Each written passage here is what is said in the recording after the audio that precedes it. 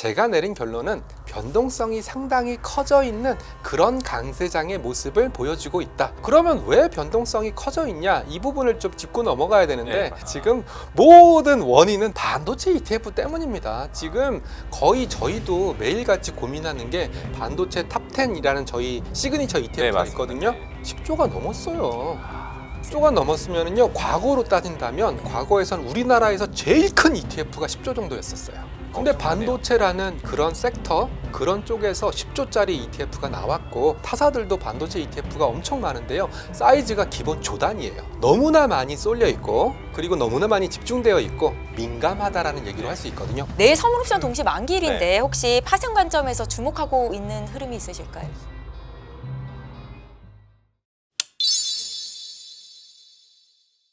최창규 미래에셋 자산운용 ETF 리서치 본부 본부장님을 모셨습니다. 어서 아유, 오십시오. 안녕하세요. 네, 안녕하십니까. 네, 이렇게 수요일 날 불러주셔서 너무 감사합니다.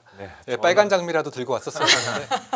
네, 저는 이제 다른 방송에서 자주 보고 저도 옛날에 ETF 애널리스트 할 때 되게 선망의 대상이었습니다. 항상 거의 최고 애널리스트에 선정이 되셔가지고 실제로는 이제 뵌 적이 없었는데 오늘 또 이렇게 제가 뵙게 되네요. 네, 개별 종목 레버리지 ETF 상품들이 나오고 나서 더 많이 바빠지셨을 것도 같더라고요. 네, 그렇습니다. 그래서 오늘 질문드린 내용이 참 많은데 일단은 최근의 시장 흐름 좀 어떻게 보고 계세요, 본부장님? 일단은 상승장이냐 아니면 조정장이냐 아니면 횡보장이냐 이 세 가지부터 먼저 결론을 내려야 될 것 같아요. 지금 상황에서 변동성이 크다라는 부분에 대해서는 모든 사람들이 알고 있으니까 변동성이라는 것은 시장이 올라갈 때도 변동성이 커지고 시장이 떨어질 때도 변동성이 커지는 그런 양면의 칼날을 갖고 있으니까 첫째, 지금이 상승장이냐 조정장이냐 추세가 훼손됐냐 이걸 먼저 따져봐야 될 것 같은데요. 저는 진짜 고민을 천만 번 하고 있어요. 저도 하반기 전략 자료를 여기 계신 한지영 연구원님 자료뿐만 아니라 모든 증권사 자료를 다 짜집기 하면서 열심히 뜯어보고 있는데요. 공통된 내용이 하나가 있어요. 어떤 겁니까? 실적을 믿어라. 네, 맞죠. 실적을 믿어라. 한국은 너무 싸다. 그리고 오늘 이런 말도 안 되는 일이 발생할 수 있냐? 한국이 어떻게 삼성전자가 PER이 6배, 하이닉스가 PER이 6배, 코스피 PER이 7배 정도 되는데요. 어떻게 시장 PER보다 더 낮은 이런 말도 안 되는 상황이 연출될 수 있냐? 이런 얘기들이 공통된 분모입니다. 그래서 하반기까지 좀 봐야 되겠지만 지금 상황에서는 이미 조정이 시작됐다 또는 횡보세로 갈 거다 이렇게 보기에는 좀 어렵다. 이런 공통적인 결론을 내렸으니까 제가 내린 결론은 강세장은 강세장인데 변동성이 상당히 커져 있는 그런 강세장의 모습을 보여주고 있다. 저도 애널리스트 한 20년 정도 했지만 이런 모습은 본 적이 없습니다. 변동성이 크다라는 얘기는 보통 하락장에서 쓰는 용어거든요. 맞죠. 보통 변동성 지수가 위로 튈 때도 하락장일 때 많이 튀었잖아요. 네, 그러니까 저도 본 적이 없는 그런 상황이지만 상승장은 맞는 것 같다. 대신에 변동성이 상당히 커져 있다. 이 부분을 좀 인정하면서 들어갈 필요가 있지 않나. 그렇게 서두를 시작할까 하고요. 그러면 왜 변동성이 커져 있냐? 이 부분을 좀 짚고 넘어가야 되는데 저 때문입니다. 저 때문입니다. ETF 때문입니다. ETF 때문입니다. 지금 모든 원인은 다 ETF 때문입니다. 이 ETF 중에서 어떤 ETF 때문이냐? 반도체 ETF 때문입니다. 지금 거의 저희도 매일같이 고민하는 게 반도체 탑10이라는 저희 시그니처 ETF가 있거든요. 10조가 넘었어요. 이게 어느 정도나 늘어난 거예요? 평균적으로 봤을 때. 10조가 넘었으면요, 과거로 따진다면 과거에선 우리나라에서 제일 큰 ETF가 10조 정도였었어요. 우리나라에서 제일 큰 ETF. 요즘도 그렇게 개별 ETF에서 10조 넘는 거 정말 흔치 않는데. 근데 반도체라는 그런 섹터, 그런 쪽에서 10조짜리 ETF가 나왔고 그리고 저희 회사만 반도체 ETF가 있겠습니까? 천만의 말씀이죠. 타사들도 반도체 ETF가 엄청 많은데요. 사이즈가 기본 조단이에요. 물론 ETF 전체 사이즈가 500조 정도 되긴 하지만 그중에서 10조짜리 아마 반도체 ETF만 그룹핑을 해보면 500조 중에서 한 반도체 ETF가 그래도 한 100조 정도 되지 않을까. 그런데다가 우리가 뒤에서 얘기하겠지만 단일 종목 레버리지 상품 말씀 잘하셔야 돼요. 단일 종목 레버리지 ETF 아니고요. 단일 종목 레버리지 상품이라고 부릅니다. 단일 종목 레버리지 상품의 순자산 총액이 거의 4조? 언제 상장했죠? 혹시 날짜 기억나시나요? 그게 5월 27일이었어요. 맞아요. 2주 정도 됐네요. 이제 2주 정도 됐는데 벌써 4조, 3조, 4조짜리 사이즈가 돼버렸어요. 그러면 느낌이 오시죠? 지금 시장이라는 것이 얼마나 반도체에 쏠렸는지 느낌이 오시죠? 이게 제가 느끼기로는, 제가 파악하기로는 모든 변동성의 원인이 되지 않나. 반도체가 나쁘다는 얘기는 아닙니다. 그렇죠. 나쁘다는 얘기는 절대 아닌데 너무나 쏠려 있다. 너무나 집중되어 있다. 너무나 집중되어 있으니까 미국에서 어저께 밤에 마이크론 주가 혹시 네. 보셨나요? 연구원님? 장중에 뭐 엄청 빠졌다가 또 말아 10%까지 올렸죠. 빠졌었어요. 그러니까 마이크론 종가 기준으로는 한 2% 3% 정도밖에 안 빠진 거지만 장중 흐름까지 본다면 거의 장중 등락폭이 10%포인트 정도 되는 거였거든요. 네. 그렇게 미국에서 그런 움직임들이 나오니까 한국은 톡 건드려도 시장이 출렁출렁 이렇게 움직이는 그런 현상들이 나타나고 있는 거죠. 그런데다가 외국인들 수급 아까 말씀 주셨지 않습니까? 외국인들 수급 수만 가지 이유가 있을 거예요. 외국인들이 파는 이유는 네. 저도 가끔 전화해 보고 싶어요. 왜 파는지요? 왜 파는지 한번 물어보고 싶어요. 정도껏 팔아야지 100조를 넘게 팔고 있습니다. 네. 23거래일 동안 70조 넘게 팔았더라고요. 아마 한지영 연구원님도 이 정도 외국인들 파는 거 보신 적 있으세요? 없었어. 이거 금융위기 때도 그 2년 동안에 60조 팔았는데 네. 지금 6개월 만에 120조 팔았으니까 엄청. 혹시 뭐 우리 코로나라도 우리가 모르는 네. 코로나라도 지금 돌고 있나요? 그런 건 아닐 것 같아요. 네, 그럼에도 불구하고 70조를 팔고 있는데 그 수만 가지 이유 중에 하나가 아무래도 환율 뭐 이런 네. 영향도 좀 있을 수 있으니까 너무나 많이 쏠려 있고 그리고 너무나 많이 집중되어 있다는 말을 되짚어 본다면 민감하다라는 얘기로 네. 할 수 있거든요. 어떤 거에 민감하냐면 아무래도 뭐 AI 관련된 사이클, AI 캐펙스, 뭐 메타가 유상증자를 한대요. 구글이 유상증자를 한대요. 드디어 캐펙스 투자 금액보다 잉여 현금 흐름이 더 쪼달리기 시작했어요. 부족하기 시작했어요. 이런 얘기들이 이렇게 쏠려 있는 한국 입장에서는 민감도를 너무 높인 거죠.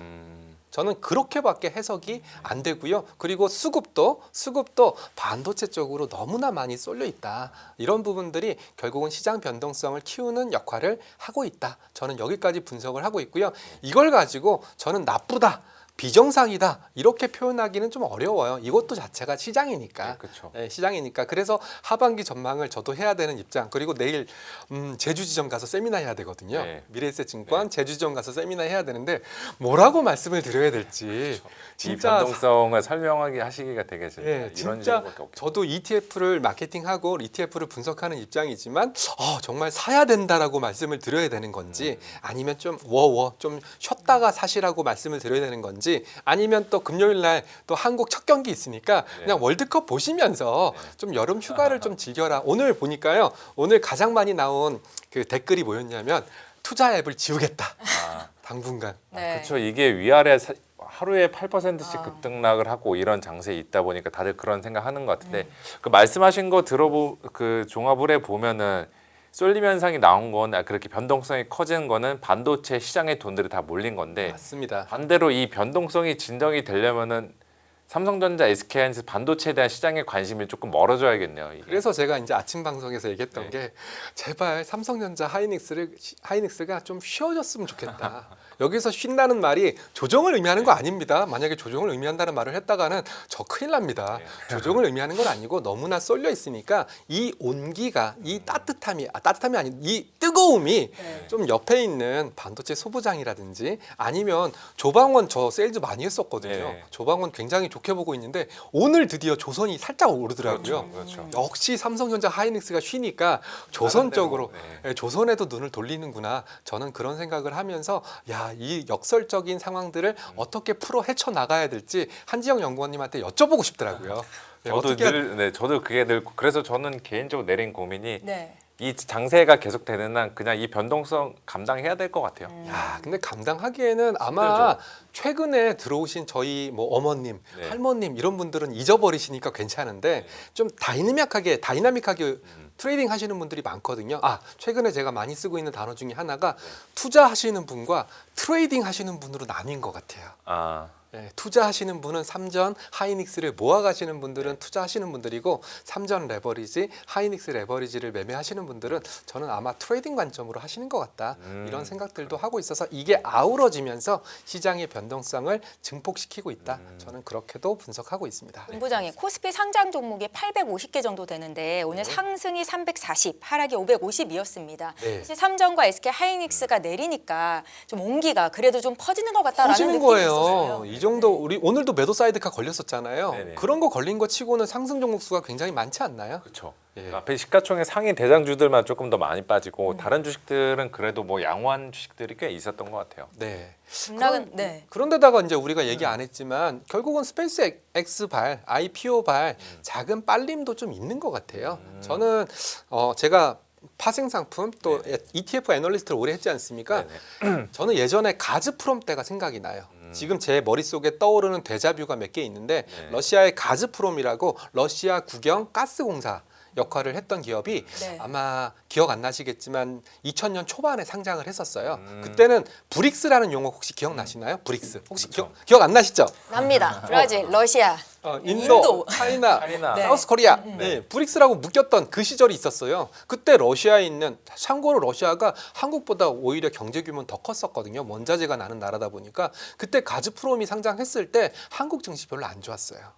남아공 증시도 별로 안 좋았어요. 그때도 자금이 쏠렸군요. 그렇죠. 그때도 저는 몰랐죠. 자금이 쏠린다는 것도 몰랐고 그때는 ETF 시장이 그렇게 크지 않았던 시기지만 러시아에 있는 가스공사, 대규모 가스공사가 상장을 하니까 자금이 쏠렸던 기억이 나고요. 그리고 2021년 기억나실 거예요. LG 엔솔. 그렇죠. 네, 그때 LG 엔솔이 타격이 있었죠. LG 엔솔이 물적 분할을 했었고요. 뭐가 문제였냐면 뭐 물적 분할을 했다라는 게 문제가 아니라 LG 화학이 대부분의 지분을 갖고 있었어요. 즉 시장에서 유통되는 물량이 많지가 않았었어요. 덩치에 비해서 덩치는 거의 코스피 시총 10위권이었는데 유통되는 물량이 많지가 않았거든요. 지금 스페이스X가 딱 그런 모습이에요. 5% 정도가 물량이 나오는 거죠. 4% 정도 물량이 있어요. 지금 초기에 유통되는 물량이 4% 정도밖에 안 돼요. 그렇지만 한국에 상장되어 있는 우주 관련된 ETF가 8개거든요. 네. 이 8개가 스페이스X를 살까요? 안 살까요? 사야 되지 않을까요? 사야죠. 네. 저희 회사만 하더라도 우주 테크 ETF가 있는데 대략 스페이스X가 25% 비중으로 들어가야 되거든요. 네. 저희 회사 우주 테크 ETF가 사이즈가 2조입니다. 아, 그러면 25% 곱해볼게요. 얼마를 사야 되죠? 5천억을 5천억 사야 되죠. 네, 저희 회사만 5천억을 사야 돼요. 다른 그 나머지 기존에 담겨 있던 주식 거기 ETF 구성 종목에서 5천억을 덜어내고 사는 거죠. 이게. 네. 그러니까 당연히 지금 뭐 로켓랩이라든지 플래닛 랩스라든지 네네. 뭐 인스티튜브라든지 이런 종목들의 주가는 조정을 받을 수밖에 네네. 없죠. 그 대신에 약간 프록시로 매매를 했던 그런 종목들도 있거든요. 대표적인 게 구글이죠. 스페이스X 지분을 갖고 있으니까 네네. 아마 그런 종목은 매도를 할 거예요. 그런 종목은 매도를 하고 스페이스X를 살 건데 제가 드리고자 하는 말씀이 뭐냐면 그러니까 스페이스X가 좋습니다. 이런 말씀을 드리려고 하는 게 아니라 어찌 됐건 자금이 그쪽으로 쏠린다라는 말씀을 반복해서 드리는 겁니다. 그러다 보니까 시장이 가뜩이나 자금이 풍부하지 않은 상황에서 뭐 어찌 됐건 반도체에 쏠리고 스페이스X에 쏠리고 이러다 보니까 시장의 온기가 퍼지기가 힘들었는데 오늘은 아이러니하게도 반도체가 좀 쉬어가니까 시장의 온기가 좀 퍼진다. 그래서 하반기에 저의 바람이 있다면 좀 이런 따뜻함이 어찌됐건 코스피는 8,000이지 않습니까? 그렇죠. 오늘 뭐 8,000포인트 하회하긴 했지만 이런 따뜻함이 내가 갖고 있는 코스닥 종목한테도 옮아갔으면 좋겠고 내가 갖고 있는 2차 전지한테도 옮아갔으면 좋겠고 그리고 제가 좋아하는 증권업종한테도 좀 이런 따뜻한 온기가 옮아갔으면 좋지 않을까 이런 생각을 살포시 해보고 있습니다. 그리고 아까 그 ETF발 이제 수급 쏠림 현상들을 많이 이야기하고 그게 시장의 변동성을 키웠다고 말씀을 주셨는데 그 ETF가 그 어떠한 특징이 있길래 이렇게 시장의 쏠림 현상을 더 가속화시키는 걸까요? 이렇게 패시브 투자의 특성이라고 해야 되나 그런 게 있을까요? 일단 미국이랑 한국이랑 좀 비교를 해서 말씀을 드릴게요. 미국 같은 경우에는 레버리지 투자를 할 수 있는 수단이 굉장히 다양합니다. 뭐 예를 들어서 저는 쉽게 말씀드려서 이렇게 말씀드립니다. 삼성전자 단일 종목 레버리지 상품을 매매할 바에는 그냥 삼성전자 주식 선물 매매하십시오. 하이닉스 주식 선물 매매하십시오. 이거랑 똑같습니다. 물론 레버리지는 주식 선물이 조금 더 높겠죠. 그렇죠. 주식 선물은 증거금이 한 계약을 사게 되면 10주거든요. 네. 삼성전자 주식 선물 한 계약을 매수하게 되면 삼성전자 주식 10주를 갖고 있는 것과 똑같습니다. 그러니까 레버리지가 거의 10배 정도 되는 거죠. 그렇게 레버리지가 좋으면 레버리지를 정말 잘 쓰고 싶으면 주식 선물을 매매하셔도 똑같아요. 파생을 하는 게 맞다. 파생을 하는 것도 맞거든요. 그렇지만 가장 큰 차이점이 뭐냐면 편의성. 제가 느끼겠지만 파생을 하려면 계좌 있어야 되죠. 교육받아야 되죠. 기본 예탁금 내야 되죠. 매일같이 일일 정산을 받기 때문에 만약에 일일 정산 내가 원했던 방향대로 수익이 난다면 돈이 들어오겠지만 손실이 난다면 돈이 빠져나가는 거거든요. 굉장히 번거로워요. 그렇기 때문에 한국에서는 레버리지 상품이 좀 흥행을 하게 된 배경이다라고 꼽을 수가 있는데요. 네. 미국 같은 경우에는 훨씬 더 다양해요. 개별 종목 2배짜리, 마이너스 2배짜리 상장되어 있고요. 마이크론 2배짜리, 테슬라 2배짜리 네. 상장되어 있어요. 그런데다가 ETF 옵션, 네. ETF 콜옵션, 개별 종목 콜옵션, 개별 종목 풋옵션 다양한 파생 상품들이 미국엔 상장되어 있거든요. 네. 그렇기 때문에 미국도 최근에 특징을 본다면 옵션 만기 때 많이 흔들리긴 하지만 네. 미국에서는 어찌 됐건 좀 분산되어 있으니까 우리나라에 비해서 변동성이 좀 낮은 거고요. 우리나라는 레버리지를 이용해서 매매를 할 수 있는 수단이 별로 없어요. 아까 얘기했던 주식 선물을 제외하면. 그러다 보니까 쏠려버린 거예요. 단일 종목 레버리지 상품 이런 쪽에 쏠려버린 거고요. 쏠려버리니까 거기에 발생하는 뭐 프로그램 매수라든지 이런 것들이 덩달아 일어날 수 있는 거죠.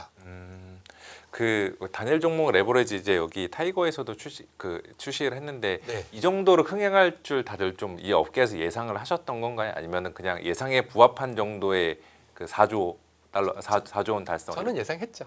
아, 저는 충분히 파생 애널리스트를 오래 했으니까 네. 한국인 마음속에 있는 이런 레버리지 정신을 좀 알게 됐고 그리고 또 최근에 제 주변에 돌아다녀 보니까 세미나 다녀보니까 포모 현상도 굉장히 많더라고요. 우리 어머니는 삼성전자로 따블 났다는데 너는 수익 얼마 냈어? 뭐 이런 얘기들을 워낙 많이 하니까 이렇게 다급하신 분들이 레버리지 상품 쪽으로 쏠릴 거다라는 생각을 좀 했었죠. 그 개별 종목 레버리지 상품이 출시된 배경에 사실 미국으로 떠나 있는 자금을 좀 모으고 환율에도 어떤 효과를 주지 않을까라는 기대감도 있었을 것 같은데 네, 맞습니다. 효과가 있습니까? 일단은 배경부터 차근차근 말씀드릴게요. 저도 ETF 업계에 일하지만 단일 종목 레버리지 상품은 ETF가 아닙니다. ETF의 철학은요.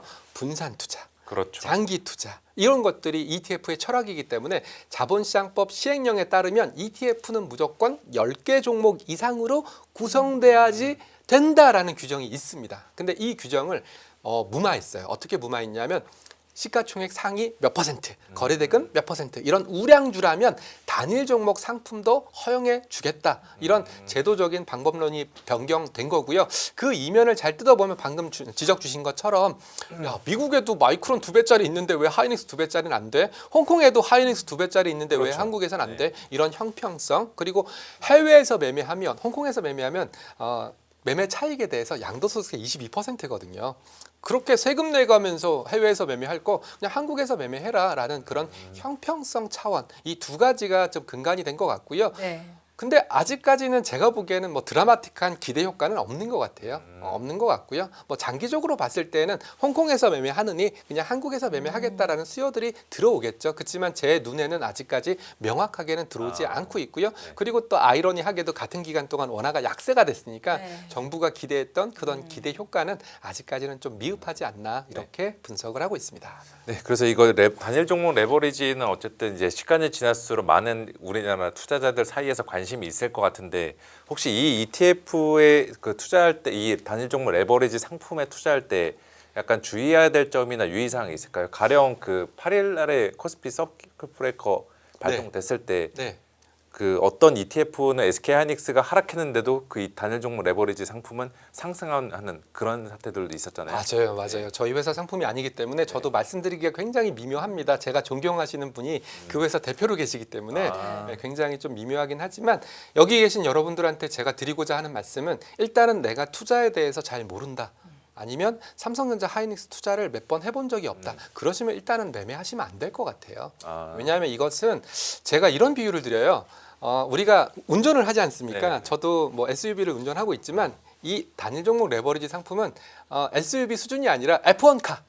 네. 뭐 포르쉐, 네. 스포츠카 이렇게 말씀드렸더니 그러면 이걸 통해 가지고 포르쉐를 살 수 있단 말이야? 이거를 매매해서 포르쉐를 살 수 있는 그런 좋은 상품이란 말이야? 이렇게 오해하시는 분들이 할 계시는데 수는 있죠. 이제 레버리지니까 가능하죠. 네, 기대 수익률은 근데 높으니까. 제가 말씀드리고자 하는 것은 운전의 난이도가 어렵다. 이 말씀을 드리는 거지 살 수 있다 전혀 아닙니다. 그래서 운전의 난이도가 굉장히 높은 상품이기 때문에 항상 매매를 좀 많이 해보셨거나 네. 아니면 투자에 대한 경험이 있으신 분들이 했으면 좋겠다라는 바람을 강하게 말씀을 드리고 있고요. 이것은 아마 금융당국에서도 그렇게 유도를 하실 거예요. 아무나 매매를 하기보다는 좀 어느 정도 정제된 아니면 투자 수단, 투자 레벨이, 투자 지식이 좀 높으신 분들이 했으면 좋겠다라는 그런 얘기를 할 거거든요. 그래서 그게 첫 번째고요. 두 번째는 얘는 양의 복리 효과와 음의 복리 효과가 있어요. 네. 양의 복리 효과는 돈을 버는. 그렇죠. 매일매일 수익률의 두 배를 추정하니까 맨날 상승하면 수익률 어마무시해요. 실제로 우리가 속쓰리라고 부르죠. 네. 필라델피아 반도체 네. 3배짜리 ETF. 그렇죠. 한 2년 전, 3년 전만 해도 제 기억에 그거 얼마인 줄 아세요? 10불? 20불 정도 했었거든요. 지금은 거의 200불? 거의 1000% 가까이 올랐어요. 이게 양의 복리 효과고요. 음의 복리 효과는 그 반대입니다. 만약에 오늘 10% 오르고 10% 네. 빠졌다. 다시 또 10% 왔다. 이러면 본전이지 않습니까? 네. 10% 올랐다가 10% 빠졌다가 다시 10% 오르게 되면 일반적으로는 본전까지는 아니겠지만 거의 본전이거든요. 그렇지만 레버리지 ETF는 레버리지 단위 종목 레버리지 상품은 10% 오르게 되면 20% 올라갔다가 여기서 또 10% 빠지게 되면 20%가 빠지는 거니까 24%가 빠졌다가 또 여기서 또 10% 올라가게 되면 24% 빠진 거에서 10%가 올라가니까 본전보다 한참 밑에 있을 수밖에. 어떻게 보면 원금을 계속 갉아먹는 구조가 될 수 그렇죠, 있는 그렇죠. 그렇기 때문에 저는 항상 이렇게 말씀드립니다. 첫 번째, 본주 기준으로 내가 얼마 가격의 레버리지 상품을 살 건지 본주 기준으로 설정해라. 무슨 말이냐면 삼성전자가 나는 30만 원 깨지면 살 거야. 네. 30만 원 깨졌을 때 그때 레버리지를 상품을 사고 레버리지 상품 가격 기준으로 하시면 안 되고 본주 기준으로 30만 원 깨지면 난 네. 29만 원에 살 거야. 29만 원에 사고 그리고 본주 기준으로 나는 얼마 정도에 팔 거야. 나는 네. 30만 원 깨지면 샀다가 30만 원 중반대에 팔 거야. 이런 명확한 기준점이 있어야 돼요.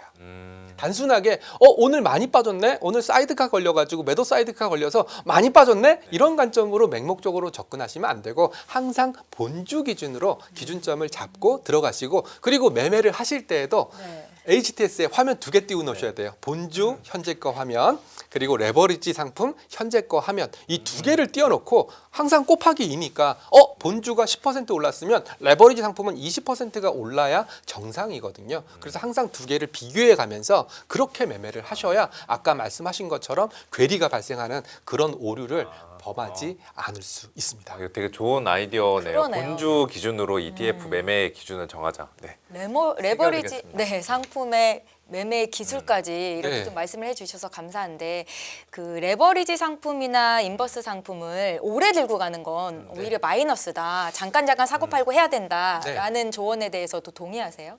반은 동의하고요. 반은 동의하지 않습니다. 반은 동의하는 부분이 뭐냐면 음의 복리효과 때문에 동의하는데 동의하지 않는 부분도 있습니다. 저도 지금 이 말씀을 드리고 있는 저 역시도 삼성전자 믿어요.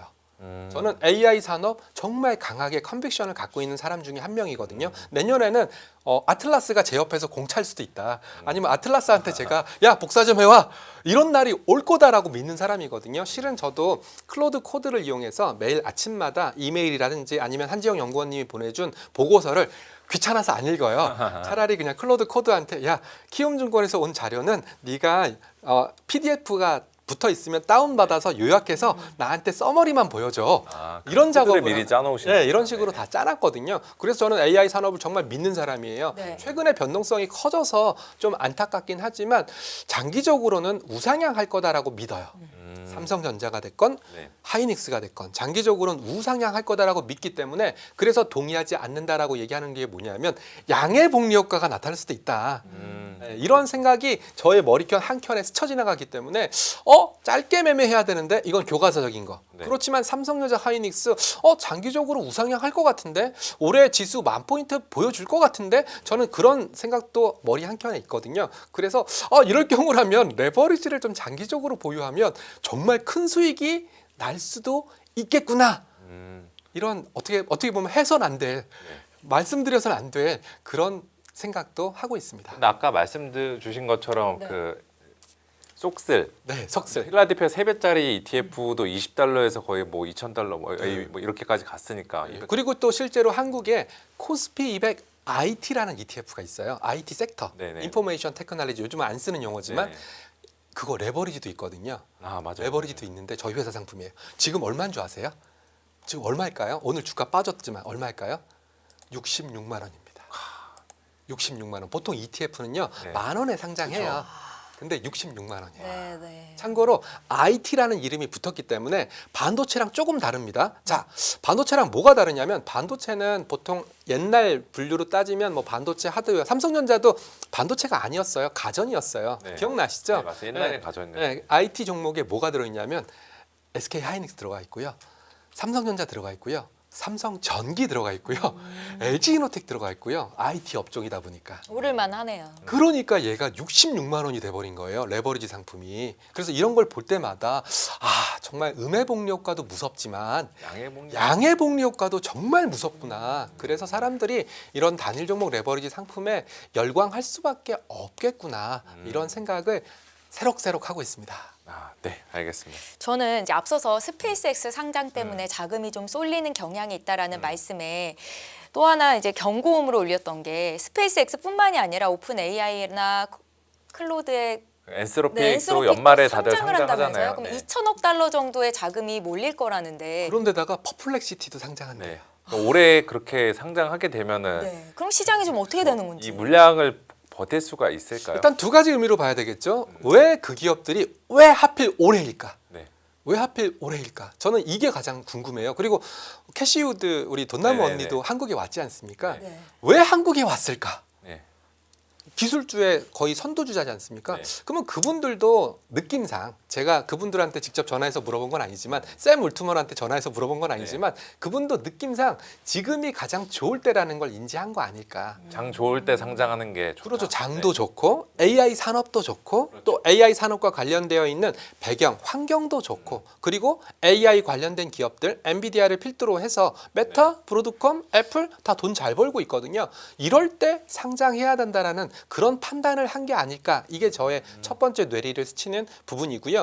두 번째는 뭐냐면 어찌 됐건 저도 그렇고 여기 계신 한지영 연구원님도 그렇고 아무도 경험해보지 못했어요.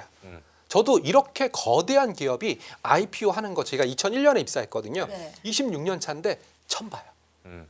처음 봐요. 처음. 누구나 다 처음이에요. 그렇기 때문에 한번 지금 어떻게 시장이 움직일지 어떻게 시장이 반응할지 이런 부분에 대해서는 그 누구도 장담할 수 없다.